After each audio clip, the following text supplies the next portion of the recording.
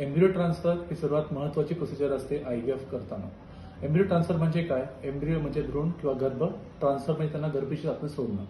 Embryo transfer catheter हे एवढं पातळ असं दिसतंय तुम्हाला.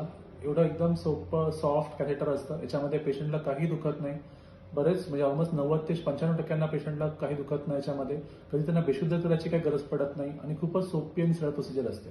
यामध्ये आम्ही करतो काय, की गर्भ याच्या टिपवरती असतात. ते आम्ही समजा माझा हात गर्भपिशवी आहे, गर्भीच्या तोंडाच्या आतमधनं जातो आपण. गर्भाचं सोनोग्राफीच्या प्रोबद्वारे आम्ही वरतून बघत असतो की कसं सोनोग्राफीच्या आतमध्ये ते गर्भ जात आहेत किंवा ते कॅथेटर जात आहे आणि मग हलक्या रीतीने आम्ही ह्याला दाबून आतमध्ये गर्भ सोडतो.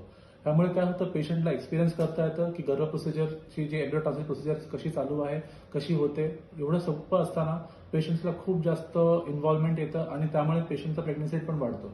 एम्ब्रियो ट्रान्सफर IVF मध्ये प्रेग्नन्सी रेट ऑलमोस्ट एक 60 ते 70% असते. अजून तुम्हाला काही प्रश्न असेल मला नक्कीच विचारा.